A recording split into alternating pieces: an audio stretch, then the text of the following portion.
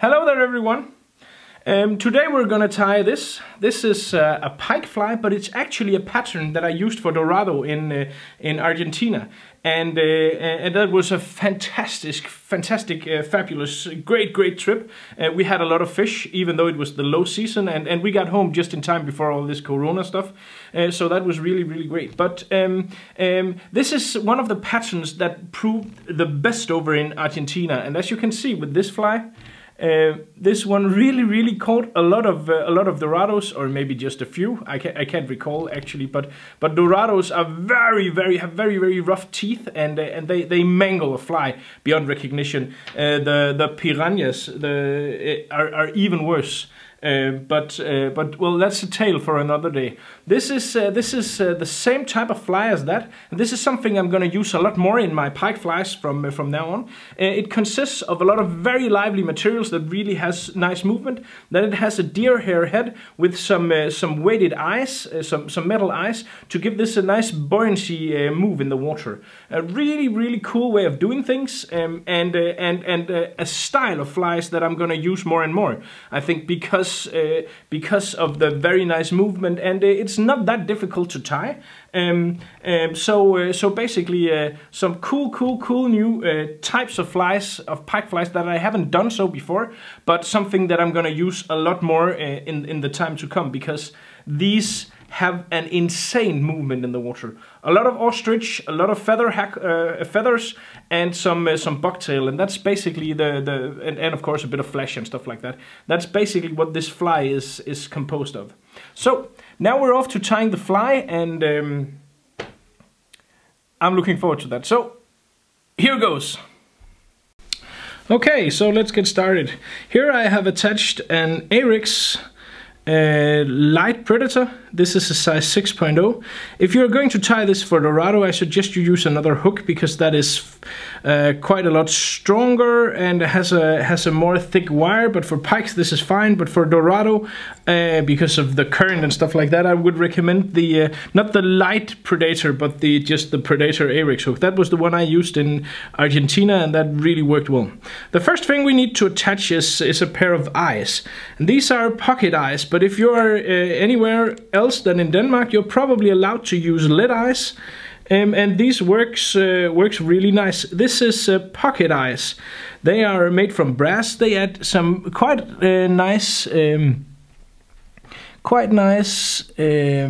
weight to the fly, and I attach these by turning, you know, in eighths around here, and then I apply a lot of pressure every now and then to really make sure that it stays there. Also, I'm going to take some Sabagap and add that to where I tie the eyes down, just to make sure that it really stays in place. So a lot of 8 turns here. Pull a lot on the eyes, and it's important that you do not have too much room here in front of the eyes for the deer hair head, because if you have too much room, then you're gonna make your head too long, too elongated, and that's not something you're going for. Another thing is these eyes are fine as they are, but if you want to add a bit of coolness, you can there is a dentation here, so you can add a 3D eye in size 5 or 6 millimeters, and just to make sure that it stays there, I'm gonna coat it with some Raid Sab UV glue. Basically just a thin coating of UV glue, like this. And of course, you need to do that on both sides. For the speed, I'm only going to do it on one side to show you, but it's exactly the same on the other side. No surprises there. And I must say the Raid Sab is some of the best UV glue I've tried, and their light is also very good. The Raid Sab light here. So really good quality for your money, and it works very well. The Raid Sab has a pretty cool feature. It has some when you've attached the tip here, you can basically put this on here, and there is a small thing in here that keeps it locked in place. A really nice feature. Okay, so now we're gonna let the Sabagap and the UV glue do their thing, and then we're gonna tie further along the hook shank here. I want to move a bit down the hook shank here, but not too long. So about here is ideal. I have about 1 centimeter left of hook gape, and I want to do this to give this fly the right tapering. Just gonna attach a bit more tying thread to have a solid foundation for the first other thing that we need for this fly, and that is, of course, the ostrich. So I'm gonna take a bundle of black ostrich, and I'm gonna tie that as the tail. This will give the fly a really awesome amount of life, and this material is very light, and doesn't take up, you know, doesn't add weight to the fly, but it really gives this fly a tremendous amount of kick and some awesome looking movement in the waters. So basically I take a bundle of black ostrich, and I prefer this over the times I've tied a lot of tube flies and a lot of different stuff for pike, but I must say more and more I come to rely on basically just these hooked flies. I think they're pretty neat, they're very cool, they're very easy to change, and also I've tried over the past years to tie more and more flies where I don't have to attach the tail, a wriggle tail. I'm not saying that the wriggle tails aren't good. They're pretty nice. They look absolutely awesome in the water, but they do tend to weigh quite a lot. And if you're having trouble casting the biggest of flies and you have a wriggle tail or a big dragon tail, a lot of the times those are one of the major things regarding why the big flies become difficult to cast. Also, you'll have an attachment out here and stuff like that. So I try to build in an effect kind of like the wriggle tails in my flies instead of actually having a wriggle tail. But that's probably just me, that's a bit odd. The next thing is to take a bundle of black bucktail. I have the ostrich first, because then the fly will have the right shape and the right tapering, and that's why I don't tie the bucktail before the ostrich. If I tied the bucktail before the ostrich, then it would give the fly a lot of bulk, but it would also make the fly have not the best profile in the water. So basically I just tie down this bucktail here. Again, apply a lot of thread and a lot of pressure to make sure this is as strong and durable as possible. Of course, if you're in Argentina and you hook into a piranha, then there's nothing you can do. But if for anything else, it's nice to apply some tying thread to make sure that your fly is as durable as possible. So basically, there we have the tail, the kicker, the bucktail. We can trim that down a bit. It's not that important. It's going to be covered by a lot of other stuff in a second. But and as you can see, I don't have any middle body on this. You could apply some. You could use some sinew, acroveil or something like that. But I think it's fine like this, and it will give the fly a bit more transparency in the water, and also make the fly a lot lighter and a lot easier to cast. And when you're fishing for dorado or for pike, for that matter, you're gonna cast a lot of casts during a day, and that's why I prefer flies that are easy to cast and light, especially for dorado, because you're hammering away hour after hour after hour. So I attach a new bundle of bucktail, and this I'm going to tie fairly close to the eyes. And as you can see now, I have the translucent foam here. It's very see-through. It's still very light because we haven't used that many materials, and it just it just looks awesome. I'm going to cut away as much of this as I can, because a lot of things is going to be going on up here. We're going to have quite a lot of other materials. We're going to have some flesh, some Icelandic sheep, and also some more ostrich in a second. And that's why it's important to cut this part away as much as you can. Oh, like this. And then I'm gonna add a nice material that's called Icelandic Sheep. And the reason why I'm gonna add the Icelandic Sheep now is I want, it's a material like this. It's fairly large, fairly big, a bundle, but there's a lot of wool on a piece like this. So basically I want to have this Icelandic Sheep in yellow to give some contrast in the wing, to have a complementary, I think it's called, color inside my wing, basically just to have something that makes the fly stand out even more. And when you have a bundle of the Icelandic Sheep like this, see, quite a big bundle, then you can pull out all the woolly part, which is this. You can use this for a head maybe, or you can basically just tear this up and use it as dubbing. It's quite nice as dubbing as well. So that's a nice little trick to save some money. I'm just gonna leave it there on the table for now. So, and basically now I have a wing that's gonna act as the contrast here. I'm gonna tie this on top, because all the rest of these things are going to be tied on top of the fly, to again give it the right shape, give it the right look, give it the right feel, and the right tapering, like so. There you have the contrasting yellow Icelandic Sheep. Icelandic Sheep is a much underappreciated or undervalued product. I really enjoy using it both for salmon trouts, for sea trout flies, for pike flies, and for stuff like this. It really has a nice movement and a nice look and a nice feel to it. It's very long. Then it will have this very clear yellow contrast inside the wing. If you have some grizzly yellow hackles or some grizzly orange hackles or something like that, then you can use those as well. But I want to keep the material set, the cost of the material set and the cost of this to tie this fly as far down as possible. And that's why I use the Icelandic Sheep. It's a fairly inexpensive material, and it really does the trick. So the next thing is some yellow Flashaboo Magnum, also a great material. This is one of the best flash materials for pike flies. It's 52 centimeters long, so you really have an insane amount of flash in a bundle of this. And I pulled it so it wasn't completely uniform in length.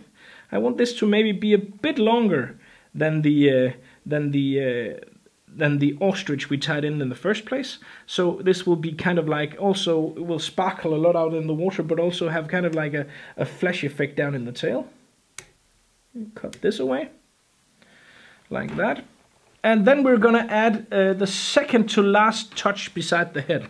And for this I have some really awesome big pike saddle feathers. Saddle feathers is one of the coolest things for pike flies of all things, because they are so alive in the water, and they really kick a lot in the water, and also they're quite durable. So they will make your fly swim really cool, and also they can last for quite a lot of pikes. Again, they will only last you one piranha, but they will last you more than one pike. Many pikes. These are actually so long that I didn't use the full length. And I'm gonna make these even longer than the rest, so that these will really kick and pulsate in the current behind the rest of the fly. This will also give the correct tapering of the fly, and really make this fly look perfect in the water, like this. We're gonna zoom back in so you can see what I'm doing. I tied these on top, so basically they're gonna be kind of like the top of this, the same way I did with the flesh and the same way I did with the Icelandic Sheep. I tied it on top of the fly to build the fly and to give it the right proportions, and to give it the right fishy look in the water.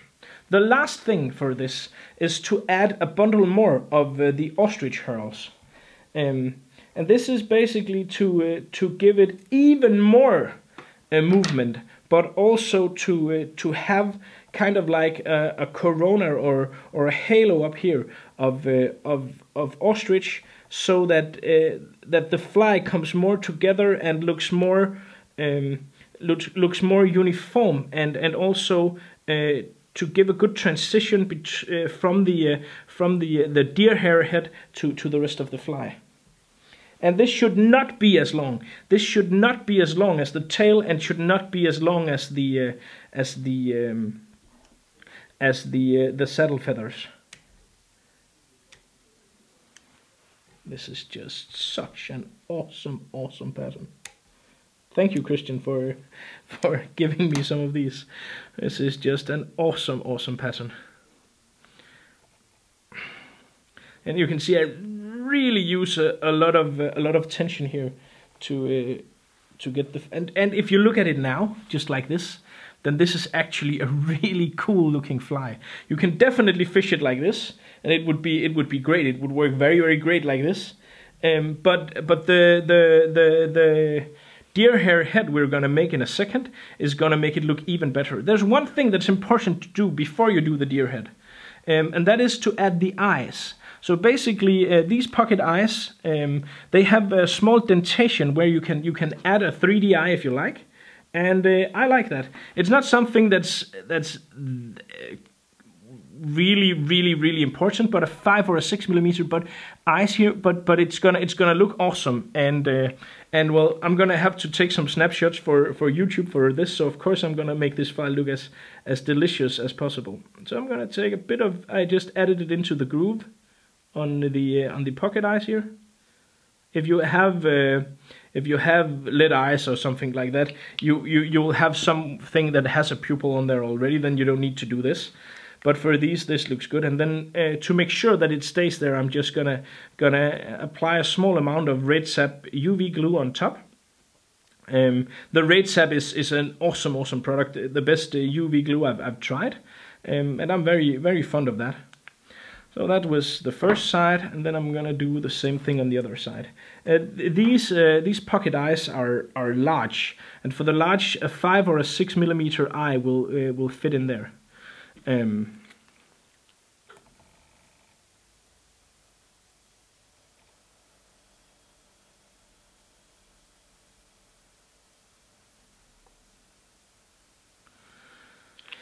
Like that. Boom, boom, boom, boom, boom, boom, boom, boom, boom, boom, boom. Okay. Now we're good to go with the final part of this fly, and that is the part that maybe takes the most time and is the most difficult, because we need to have 4 bundles of deer hair to make the modeler head. And the first color I'm going to use is black.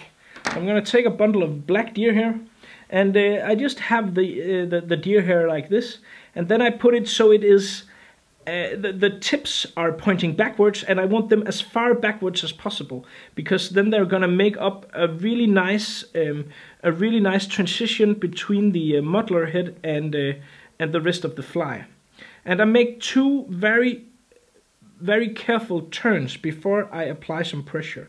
Then I take some very careful turns before I apply more pressure, because it's very important, if you want this fly to look as cool as it's possible, to have the black part only on top.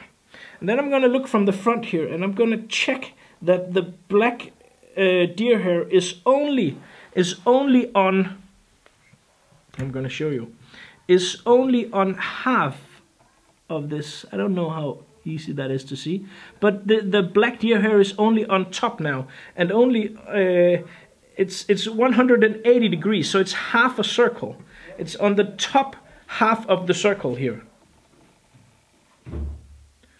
One more time with the tying thread to make sure that it really stays there. Then I'm gonna turn the fly over, and I have to adjust the camera for that, for you to see. And so you can see there was a few of the deer hair there, but you see all the deer hair are on top. And then now I need a bundle of yellow deer hair to make up the head, because as you can see on the finished fly, where did I have it? Here. I have a bundle of yellow, and then I have a red to be kind of like the finishing hook point for the fish here. So first a bundle of yellow, and this part of the fly is the hardest one to do. So take the yellow here, hold that in place, and then 2 very careful turns here. Very careful turns, and I try to do kind of like a jiggling motion as I turn these, so that the deer hair won't get caught in between here.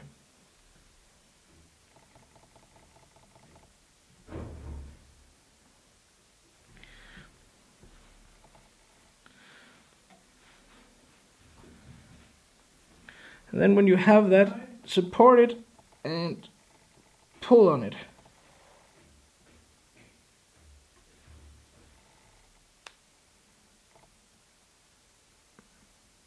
Like this. That is perfect. So I'll fold all of this back here.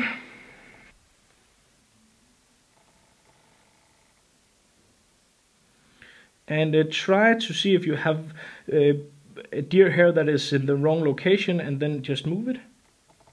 And apply a lot of pressure, like this. Okay. Then I'm going to take the red deer hair. And take a smaller bundle of this than of the yellow, because we do not want the red one has to be a fixating or a hook point, but it doesn't has to be as big. So basically, and this is tricky. I need to move the thread first. I should have done that before. Sorry. So I move the thread up here, and apply some tying thread to just where the eye is, without getting too much deer hair in the way.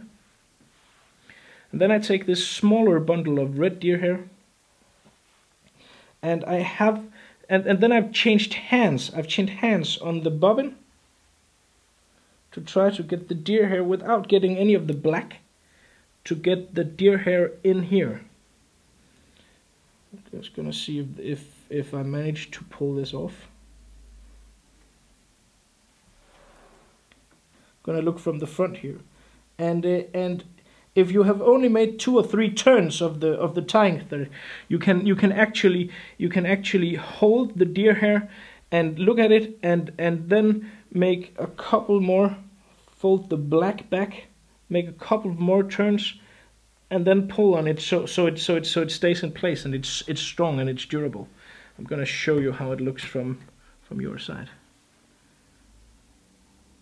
Like this, you see, I have a few strands a few hairs that are not correct, but I'm gonna force them, either break them off or force them to be in the right position in a second.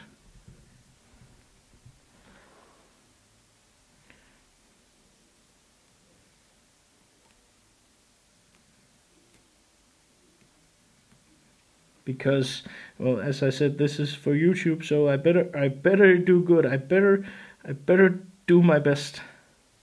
And it can look pretty good with a few strands of red in there, because it will kind of look like, you know, some lava effect or something like that, or the head is bleeding or something like that. But if this should be as clean as possible, then to have it as clean as possible, you want ideally to have none of the red ones inside the head. I just need to adjust the camera once more, so you can follow this more easily, like that. So you can see I'm going to force, there is a few strands of red up here, and basically I'm just going to cut those away, so that I only have, you can see that I only have the red in a 180 degrees of the circle underneath. Now I'm going to take the second part of the black deer hair. Again, this bundle is not as big as the first, depending on how much room you have up, you have to work with. And then I place this on top, and again I take these 2 very, very gentle turns of the tying thread before applying the pressure.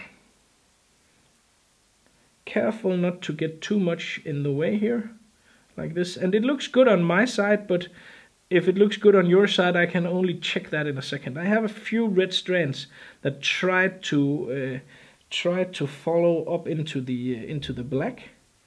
I think I got those sorted now.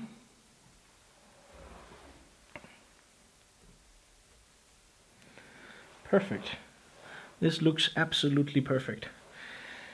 I'm gonna fold every one of these deer hairs backwards, and for this you can use one of these Rensetti hair packers.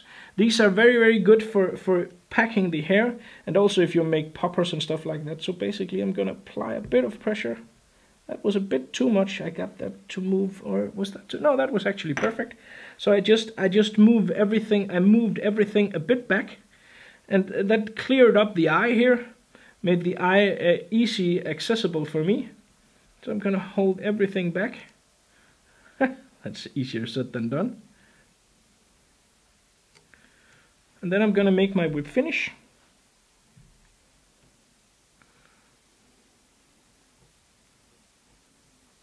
This deer hair packer is really cool if you make deer hair poppers as well. Really awesome. Really cool tool that can make you pack your deer hair insanely tight. Also for bombers and stuff like that, this tool is just out of this world. Really an awesome tool. So basically I'm going to show you how it looks from the front here. As you can see, I have most of the red is underneath now. There is a few strands, and I'm gonna pick these off one by one. If you have a pincer, you can use that. Oh, basically they were the right way. They were just entangled a bit. There, you see now, perfect. And then I'm gonna trim this. And you can use a razor for this, but normally I just use my scissor. So what we want now is when you trim a muttler head like this, it's very important.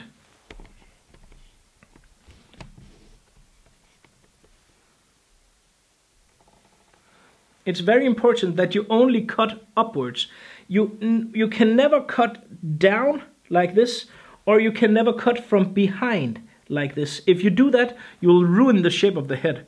But this is a fairly big head, so I can do this in some pretty fast cuts to just kind of get the basic. I make one this way, one this way, one here, one here, one here. And now basically I have the beginning of the head.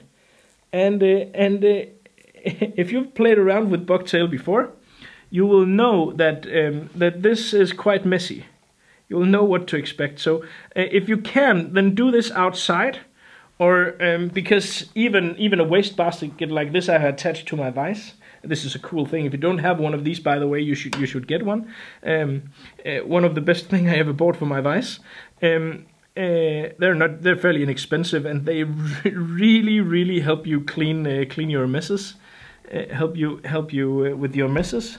So basically, I cut this like so, and what I want is I want to cut all of these that have the stunted ends, but I want all of those that has the natural tapering to be there still. So I'm gonna cut like this, and always I cut the same way. I cut in an angle towards the head to give it the right tapering, to give it the right look. I never cut completely down or from behind. That's the most important thing when doing muttler heads. And it's tempting to do it to do the other thing, but I guarantee you your flies will not benefit from it. That's just someone at the door. I'm sorry about that. I'm in the showroom, so that's probably just a customer. Someone else will handle that. I try to do this so you can see everything I do, but it's yeah.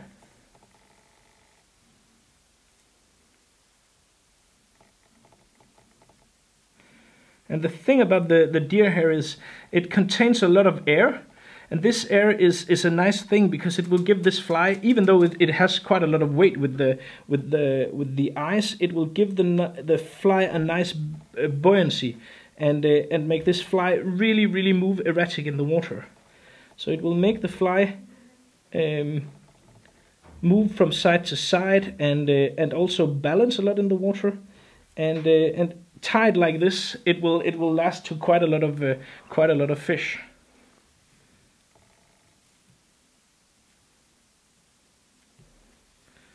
And you see how the eyes looks quite good on the fly now, and the yellow part here of the wing gives the contrast, and you have the tail with the feathers and the ostrich and everything. This fly, I guarantee you, it will swim insanely awesome, and it will look just pure evil. And I'm gonna catch a lot of pike on this. And the next time I go to fish for Dorado, because there's gonna be a next time that was just freaking awesome, I'm gonna have enough of these in my box. I can assure you. But basically, this was it for this fly. It's now done. I just have to change a little here, so there's not that much lighting. Basically, that was it for this fly. I haven't figured out a name for this yet, but it's gonna have to be something probably in Spanish, and probably for to do with Christian, because basically it's his pattern. But it's a cool fly, and it swims awesome. It fishes very well. It's a bit difficult to tie, but it doesn't have that many materials, so it's not as expensive as many pike flies you could tie.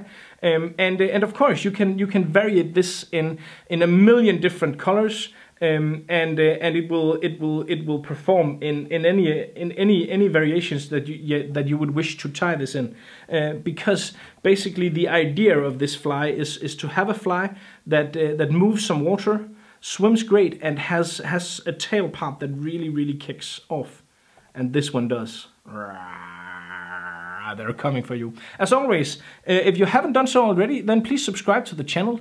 If you haven't visited my shop, or you want to do that again, please do so. It's Nordic Anglers. We have all the materials and a full material kit for this fly available, so you could buy all the materials needed to tie this fly in one click. There is a link here in the corner to that. Otherwise, you can see also a link to the shop. It's basically just nordicanglers.com, and we have, I think, one of the largest selection of fly tying in Europe. So and also all other fly fishing equipment. So swing by there. That would mean a lot. I hope you have catch a lot of fish, and all there is left to do is to wish you good luck out on the waters. Thank you for watching. Take care.